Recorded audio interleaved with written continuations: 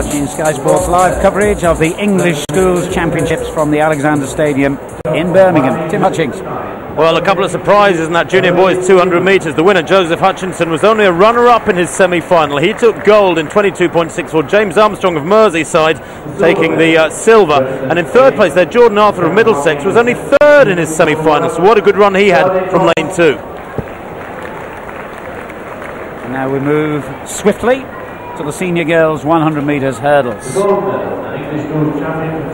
lineup: in 1, Sarita Schoen of Dorset. 2, Jennifer Heckford of Berkshire. In 3, from Northumberland, Laura Dewdney.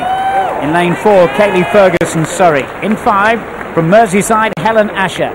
In lane 6, Hannah Francis Smithson of West Yorkshire, the fastest runner in the field and a comfortable winner of her heat in 14.38. Anna Newton of Hampshire, lane 7. Kate McHale, Merseyside, lane 8.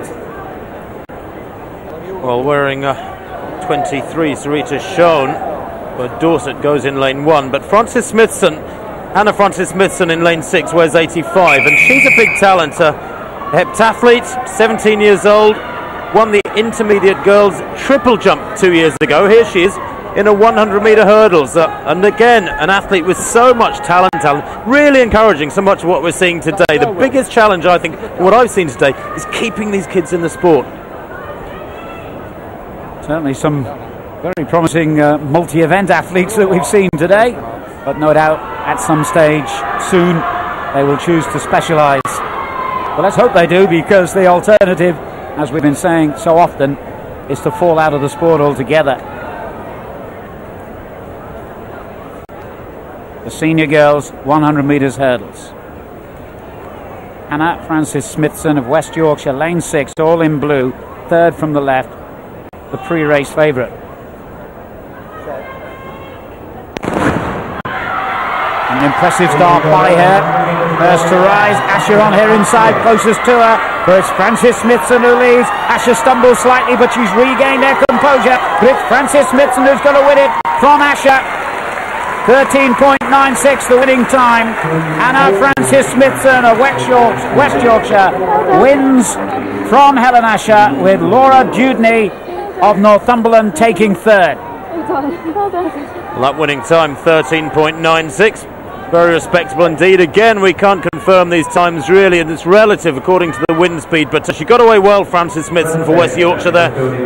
Centre of picture in the blue, in lane 6. Very crisp hurdling, good. You see how quickly she gets that lead leg back down on the ground and continues to drive on. Wins by a metre, and Asher in second place, in turn a metre ahead of Laura Dewdney.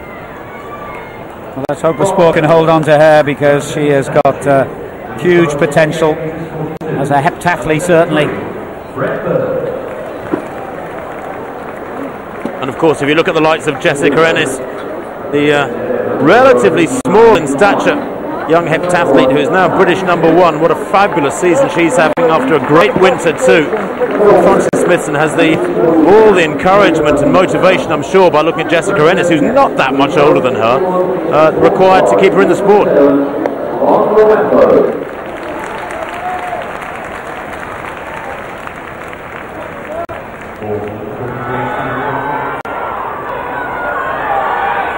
This is Elise Newman.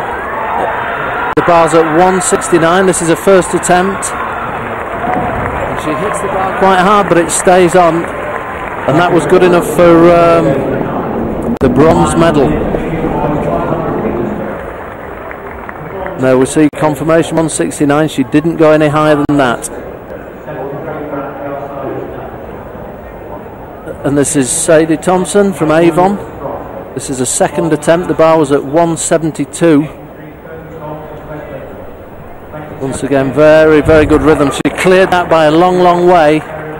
Remember, the bar's at 172 and there's daylight between her and the bar, but unfortunately she couldn't go any higher. And there you see, second attempt, 172, good enough for the silver medal. But it was a procession. Vicky Hubbard actually won the contest when the bar was at 175. The bar then went up to 184. This is second attempt. She flies over 184. That's the season's best and puts her up to the top 10 in the European rankings. Vicky from Lincolnshire. She holds the record that she set last year, 188. And that was superb, a superb clearance. Coach Graham Ravenscroft will be delighted with that. She's coming into form at the right time. She then put the bar up to 190. The record from last year was 188. And you can see this is the third attempt. Great confidence. Got the double arm shift a bit like Hestry Cloter, but unfortunately just misses out there. That would have been the best jump in the world this year for an under 20. So rounding into great form for the European Juniors next week. Certainly in line for a medal there if she keeps this form.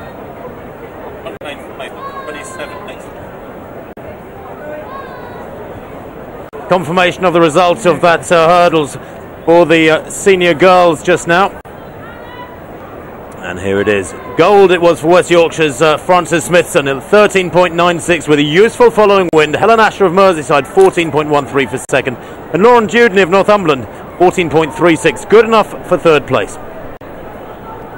Don't blink or you'll miss it. The next final, the intermediate boys 100 metres hurdles. Brad Garside, Staffordshire 1. Alex Nwenwu, Shropshire in 2. Ashley Wilson, London 3. Curtis Holmes, West Midlands 4. James McLean, Essex 5. Jack Meredith of Merseyside in 6. Emmanuel Okpokiri, Essex in 7. Kieran Donnelly, West Midlands in lane 8. Meredith a heat winner in lane 6. McLean on his inside also a heat winner. Pause for breath. McLean possibly the man who committed the false start, but it gives us time to reflect more on what again promises to be a competitive event. Well, it does, yes. I thought James McLean came up early there in lane 5. I might be doing him injustice. Meredith there in lane 6 for Merseyside.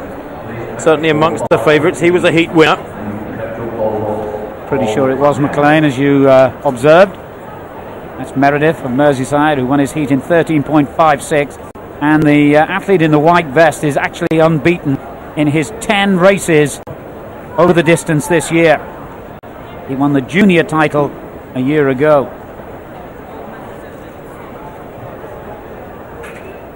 So it's Garside, Staffordshire, Nwenwu, Shropshire, Wilson of London, Holmes of West Midlands, McLean of Essex, Meredith, Merseyside, Okpokiri, Essex, Donnelly, West Midlands.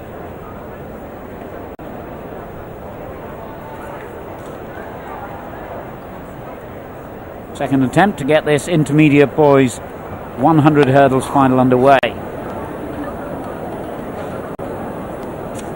Julian Adeniran of Leicestershire set the championship record just a couple of years ago, 12.88. He'll be in action in another event later today.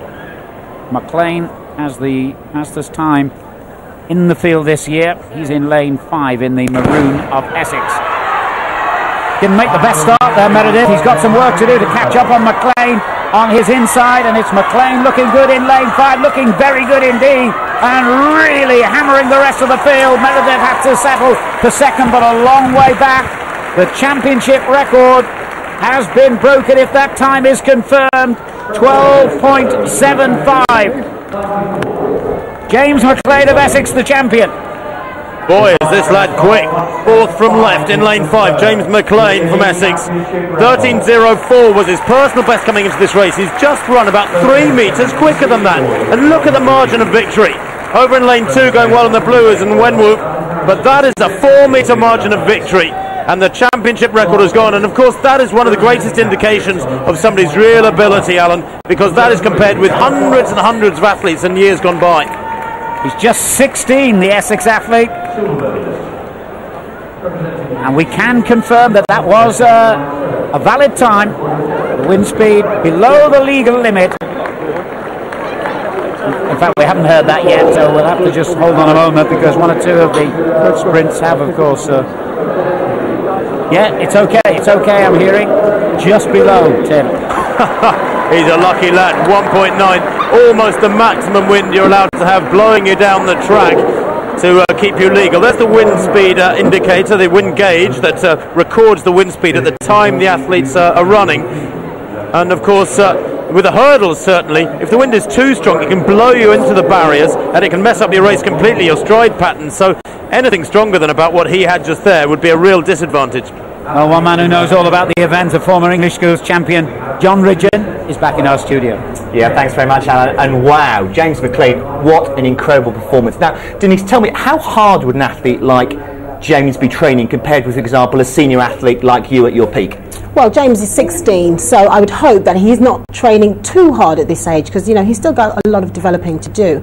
But, you know, if you think that we're trying to get athletes to 2012, thinking about his age, a little bit older, you know, they're going to have to up the ante. They really are. Let's just have a look at the race again. I mean, he is such a technically good hurdler. Very tall, very rangy, very tidy and compact, and, you know, very good limb speed considering he is so tall. But he's just made this race look so easy, and I secretly think that he's training more than, say, I would have been at 16. One for 2012 to watch out for? Definitely. And Denise, just a quick word about how amazing the organisation of this event is. It's like a military operation. It is, and if you can just hear the commentators, I mean, it's just back-to-back action, but it needs to be. You have to remember, you're dealing with school children, effectively, that don't like to be on time and don't like to be where they're supposed to be, but this is the way I remember it. Very slick and very professional operation, and we need this championship to survive. Thanks very much, Denise. Let's get back to the action. And we can confirm the result of the last race, Tim. Yes, indeed we can, Alan. And that wind speed 1.9 means that it is a new championship record, and what a championship record from James McLean in the 100-metre hurdles for Inter Boys. 12.75, winning by 4 metres and more from Jack Meredith from Merseyside, who takes the silver. Ashley Wilson of London takes the bronze. What a chance to see a result from slightly earlier, that final for the senior girls 100 metres. Hayley Jones of Cheshire 11.59, and her wind speed just over the legal limit. Megan Beasley of Warwickshire takes the silver, and Humberside's Annabelle Lewis 12.01 for the bronze. The next final is the senior boys 110 metres hurdles. The probable favourite is in lane 5, Julian Adeniran from Leicestershire. And Mick, I think you know a little bit about this athlete, don't you? Julian Adeniran, yeah, he's on the World Class Talent Programme, and he's going off to the European Juniors along with Callum Priestley. I'm team coach there next week, and both of them are in with a very good shout of getting a medal. Here's the full lineup. There's actually been a change here, I think, in the lineup we were given. I'm not sure which one is correct, to be quite honest with you. Alex Al-Amin seems to have moved lanes. We did originally have him in lane 7. I'll confirm that to you in a moment. But let's go with that. Alex Al-Amin of Surrey. Matthew Field, also Surrey. Aaron James of London. Julian Adeniran goes in lane 4. Callum Priestley in 5. Tom Casey in lane 6. Joe Hilton lane 7. And Simon Merrill in lane 8. I have to say that's a completely different lineup to what we originally had, so I can only imagine they've redrawn that, because Matthew Field has withdrawn, and that might have led to the redraw.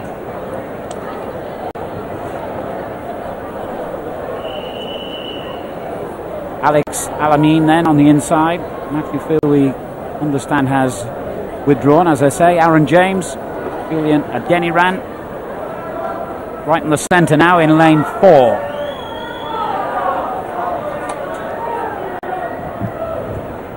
Here is Adeniran from Leicestershire. He's 18. He won the intermediate title 2 years ago and won his heat yesterday in 14.09. He reached the semi-final of the World Junior Championships last year, so that's the calibre of competitor we're looking at here.